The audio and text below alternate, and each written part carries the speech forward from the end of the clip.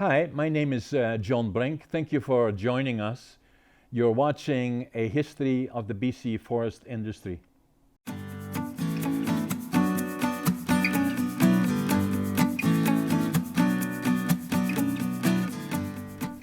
My name is John Brink. Today's guest is Brian Skakun.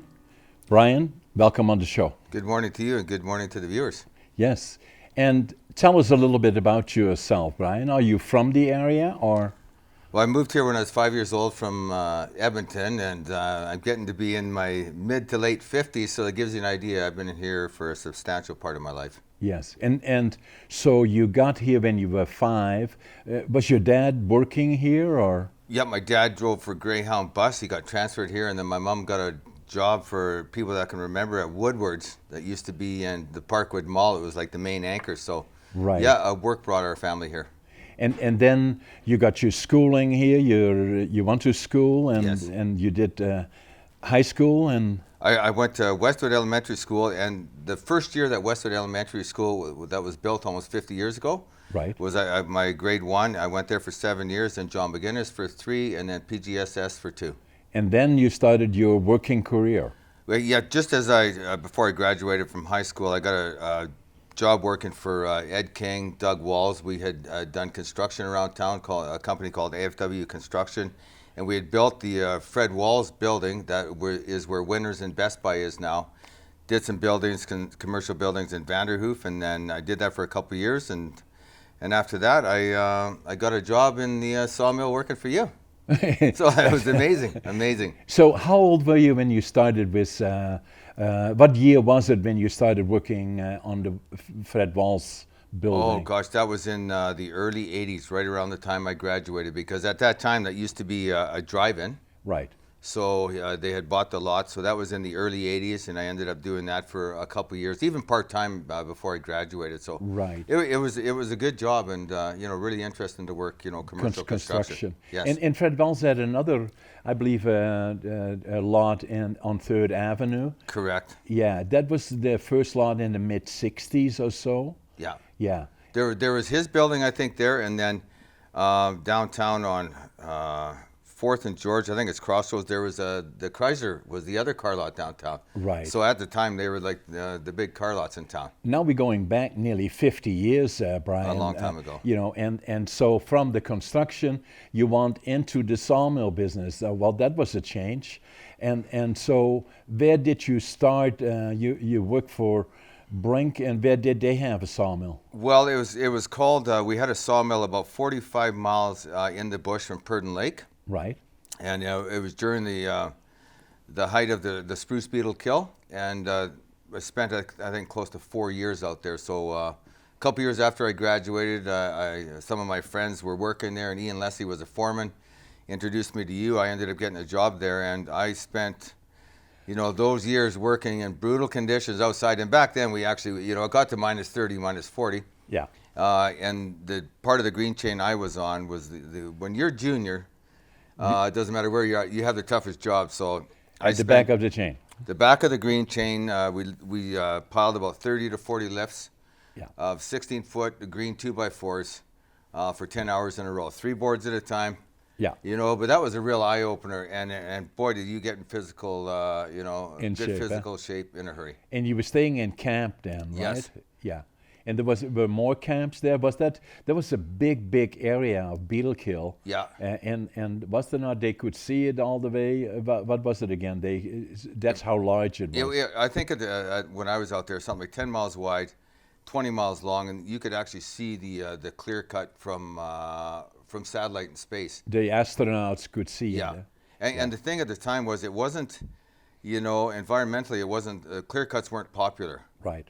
I think there was some pushback on it, but I think there was a need for, that was seen from the forest industry and the government that if they wanted to contain and try and eliminate the spruce beetle, they had to go in there and get, all the wood they could, good and bad, and right. Get it out of there. So I ended up working in a small logging camp with the sawmillers there, and then up the road there was another 200 to 300 person camp. Right. That was strictly loggers. Yeah, and then days that they hauled the wood out of there were as many as hundreds of logging trucks came out of there. There was a Prince George Citizen article, I think, in 1983 or 1984. There was something like, and Hagen Creek, and I don't know, a lot of people might not be familiar with it, but the hill going up to the Hagen Lakes, it had all been cleared. But there was probably a picture, I bet you, 40 or 50 logging trucks, bumper to bumper, all the way down, lined up all the way down this hill to get on the main Bowen Road. So something like one winter, there was something like 60,000 loads of beetle infected and good wood taken out of there. So when you drove into camp on a Sunday night, generally there wasn't too many trucks, but when you came out or in and out during the week, it'd be every minute or two you're meeting a logging truck. And in the winter with whiteout conditions, it was absolutely crazy. But dangerous as well, right? Because that was all off highway. Yeah. And then it would go highway from there on in. Yeah, and off highway, the trucks didn't have the butts of the logs cut off. Right. So when a truck went around a corner, it wasn't just a matter of simply going around a corner. The back of the truck and the logs would actually sweep right around the corner. So exactly. It was 3-lane logging. Yeah, it was a crazy time. So then with the beetle kill, there would be an area like this is the area physically, and then in order to contain it, what they would do is they would go wider and they move into the area of the beetle kill. Yes. And then with Brink, what they did is in 1983, they set up a temporary mill in a camp, and also had a logging company that were taking care of any of the wood that nobody else wanted, right? For sure. And what we do, we'd cut it into rough lumber there, and it'd be shipped into your plant in town for finishing. But some of the wood would come off, and there was when I moved up in seniority, I was running the sorter, and cants would come out of the edger, and they would hit the top part of the green chain, and they would just crumble. Right. Because the wood it looked good on the outside, but the beetles had actually killed it, and it was just brittle. And there was times that we had to stop the mill production, because in those days we had a beehive burner. Yeah. The burner was so full. That the conveyors couldn't push it into the burner anymore. So, I mean, inevitably there was a bunch of waste, but there was nothing you could do about it. But we put out a ton of lumber, and it was an amazing experience. Yeah, and then they made dressed dimension wood out of it, and then they also had a finger jointer, right? That they glued together all the shorter pieces. Correct. Yeah. And I'll never forget one day, and we used to have people flying with helicopter once in a while, but there was one day, I think it was Bill Quarterban Sr. Flew in there with a helicopter, because what you were doing was, it was like a pioneer in the industry to actually have these portable sawmills. Because it was way more economic to build them out in the bush and ship in the lumber. So he flew in with a chopper, had a look at it. So it had to come and see it. Yeah, it was amazing. Yeah, and then so now you're in camp. You work for 10 hours, you work hard. What did you do in the spare time? Well, in the summer, you went. The Bowen River was right there. There's salmon running. You could go watch them. You could go fish Dolly Varden Rainbow. Do some photography, but I worked with some guys that I originally met prior to the mill that were arm wrestlers. Ian Leslie, Dave Matthews, Mike Kadar. Some of them are actually Canadian champions. Wow. So during our breaks and after the mill, after a shift, we had the millwrights had an office and that looks basically over the green chain. So we go up there. We had an arm wrestling table. You had everything there. Yeah, all weights and everything. So we basically had an arm wrestling team that was working out on the green chain during shift, and then after shift we'd eat great food and then go work out arm wrestling. And this was just not playing around. This was for keeps, right? This was. It was for keeps because Didn't you compete on the national level? I did, and around that time, it was over several years. I competed with Vern Martel, Ben Scaripa, Ian Leslie, Mike Kadar.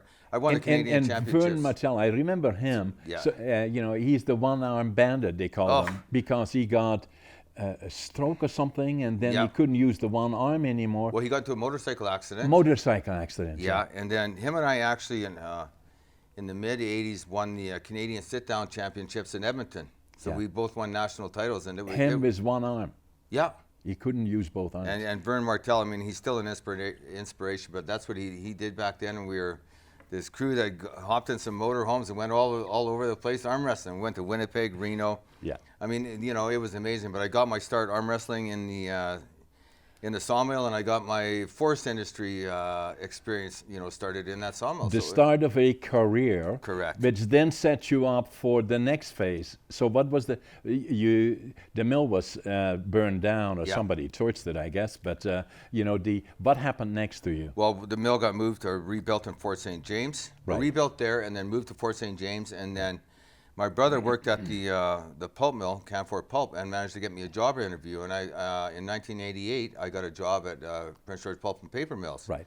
And it's because I got the experience, the industrial experience working in the sawmill, was the reason that gave me an avenue to get into the pulp mill. So I was so fortunate, and I've been at the pulp mill now 31 and a half years. I'll be retiring in probably three and a half years, but I basically spent the majority of my life working in the forest industry. So that gave you the inside track, getting the initial experience. For sure. That set you up for the career in the pulp mill. And you've been quite influential there, because you started out, again on the bottom of the ladder, Yeah. and made your way up in the last 30 years. Where do you spend most of your time? There are 3 pulp mills. I usually call it 4, because Northwood is a double, and then Prince George and Intercontinental. Where do you work there? Well, because of the seniority and the union structure, I spent 3 years at Intercon Pulp in the steam plant, got my 4th class steam ticket, went to PG Pulp for 7 years, and came back to Intercon with my 3rd class steam ticket. So I produce electricity, run boilers, and do a number of other things as my full-time job there. So it's amazing. Yeah, so you've been pretty much in the same mill all the time, right? And so then the other part that happened to you, you got quite involved in the company, actually, and traveled around, in some of the other areas in Yes. the mill. But tell us a little bit about that. Well, just by virtue of working at the pulp mill, you're a union member. So I Yeah. started going to union meetings, and eventually I got involved with the Health and Safety Committee. And then at one point I was the chair of the PPWC portion of the Health and Safety Committee, and Pulp and Paper Woodworkers of Canada, that Okay. was our name at the time. Yeah. And then I got selected to go on the Canfor President's Safety Committee. right. So we toured all the operations from Boise, Idaho, Bellingham. That's the corporate structure. Yes, from right? the sawmills and pulp mills, Howe Sound. We did logging operations on the island. I even went to visited some high lead logging operations in Squamish, where they have cables going in between mountains. Right. And that's all they took the logs off the mountains. And so it was an amazing experience, and I did that for I think 3 weeks. Right. Pretty well touring all around, and the union experience gave me an appetite for being a little bit more political. Right. And then talking about politics, then from there you started to look at a little bit closer to politics, but you kind of had to get yourself ready for that, in terms of getting to know the political side, and then Yeah. becoming an effective communicator. So how did you go about all of that? Well, in 1998, first thing I told my mom, I said I went to her office. She worked at CKVG. She was the head accountant there.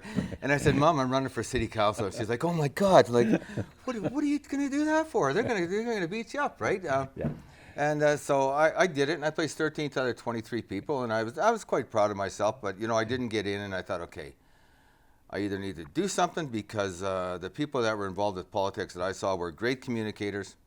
So I decided, I'm not sure if I'm going to run for council again, but I decided to join Toastmasters, and I did the first level of Toastmasters that you're quite familiar with. Yes. Now, you came in 13th of 23. How many members are there of council? Eight. So you had to come in the 8th. Well, not bad for Yeah. first. And then you from there and then said, okay, well, I'll go to the next step. You want to Toastmasters, and as Yeah. you indicated, an amazing organization. It is, and you don't have to join Toastmasters or get involved in them because you want to be involved with politics. If you want to, improve your self-esteem, self-confidence, your ability to communicate, that is the thing to do, and it's an absolutely incredible experience. Yeah, and then sometimes the misunderstanding about Toastmasters, people sometimes think it's all about being a good speaker. No, it isn't. It's all about being a good listener. Oh, right? for sure. And so, but it cost about $2 a week or so. Oh.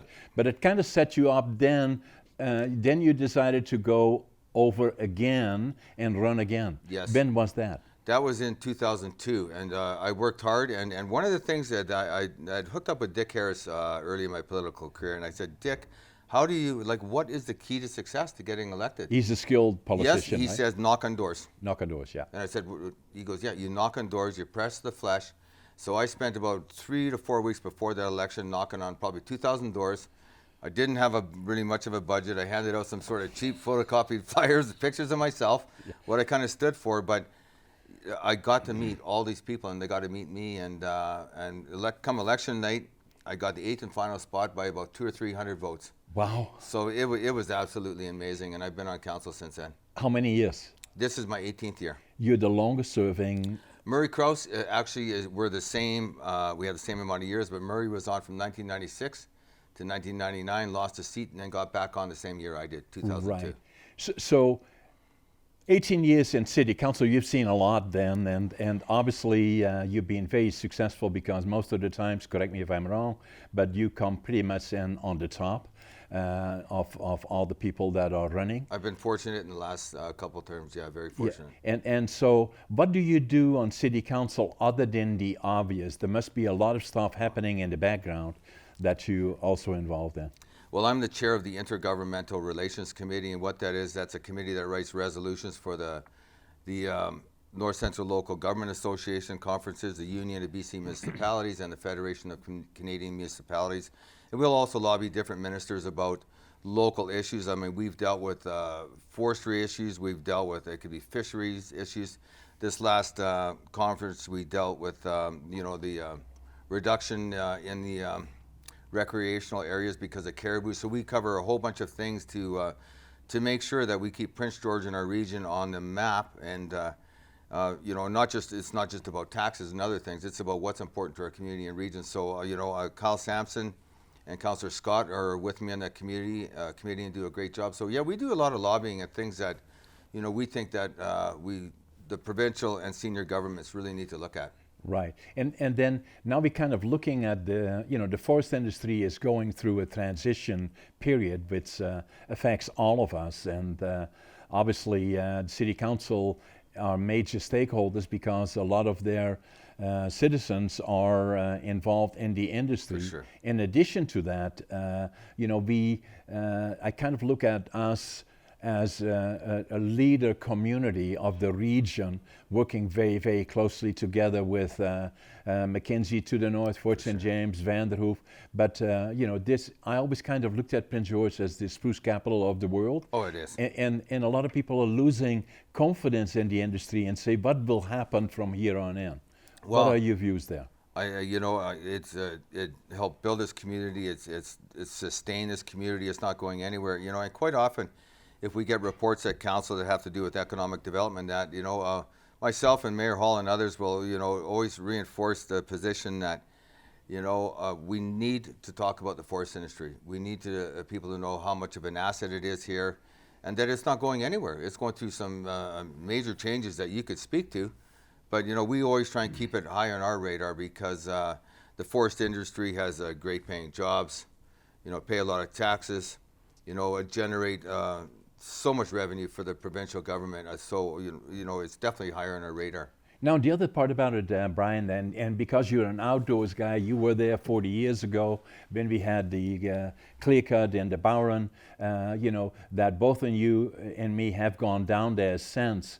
It is amazing what has happened in terms of, a lot of people say, well, is this the end of the industry? No, it isn't, because this province is amazing in the interior, how it will regenerate the timber. And tell us a little bit about your experience in regards to that. I was up the Bowron earlier this year, Wendell Creek. They're actually they're putting in a new bridge, which is a good sign because they're probably going to start hauling out of there again. But 30, 40 years ago, they replanted these trees. I mean, they're getting to be a decent size, not enough to harvest, but it's about future generations. And those trees are going to be harvested, planted properly for, generations to come. So there was a great deal of work put into replanting, spacing trees and all the rest of that. Especially since 1987, right, when the legislation changed and it put the burden of replanting to industry. And in a very short period, less than 10 years, we regrew virtually all the NSR lands, the non-sufficient regenerated. And, so if you look at regenerating the forest, and it will take maybe 70, 80 years, some of it already is 40 years on the way. And has gone faster than most people anticipated, right? I totally agree, and it's not just about me and you or anything, and it's really about the generations that come and what we're going to leave for them, and it's a sustainable industry, and we can't forget that. And then the other part close to your heart and mine is that the skill sets that we will require in the future are different than what we have today. And then my question is, and I believe we have to do more about, is that we have a Trades and Technology Center, but I believe we have to do more. I believe we have to, say, in a city, especially like Prince George, which is a leader community in the region, we have to again build the belief that there is an industry in the future, and build a center of excellence where we develop new skill sets, to develop new products for new markets, do research and development for the next generations coming along. How do you feel about it? I totally agree, and I mean, and you know better than most about when a log goes into the sawmill now, and the optimization and how much they actually get out of the content and recover it is absolutely incredible, and there's very little room for waste anymore. But there's opportunities for people to get involved with the forest industry, from research and development, driving the logging trucks. And as an example, my pulp mill uses something between 90 and 100 B trains a day of chips. Right. So there's so many employment opportunities, and we are really the hub of the forest industry in British Columbia, and a center like that I think would be wholly appropriate. You see, and then also if you look at it, adding more social and economic value to the resource, not only forest but also others, and and then how can we do that? Like in the primary industry, it seems that we have more technology. The amount of labor involved now is less, but we can make up for that by making new products for new markets and developing and stimulating new investment and secondary manufacturing. For sure, and if when I was involved with your sawmill years ago, I'd go out with on a skidder. Yeah. Watch them taking logs, but then they had fallers and and buckers, and we still have some of them, but the technology is taken over with processors that delimb, cut length. Yeah. So there has been job losses in the forest industry, but there's nothing stopping us from creating more jobs in some of these niche markets. So. Yeah, and then, as we already said, a lot of people are retiring, but at the same time, we have other people coming, younger people coming up, and our job is to make sure that we, this precious resource, that we do all we can to make sure that, we are good stewards to the resource, and then build a center for excellence in the region, so where we can stimulate research and development and create new jobs and new products for new markets. Exactly, and the people that are struggling these days that could easily get into the forest industry if there's more jobs are working 2 or 3 part-time minimum wage jobs, struggling to make ends meet. A job in the forest industry, and I don't think it matters what kind of job, it is a good paying job with benefits that is sustainable, and I think and a good future, and a great future. I never thought when I got out of high school that I'd get involved with the forest industry. There was logging trucks all over the place, and and the next thing I know, I'm involved, and it's about 36, 37 years now. Right. Thanks for having me. Thank you very much. Yeah. Thank you for watching this segment of the BC forest industry, in the history of the forest industry, and thank you for watching.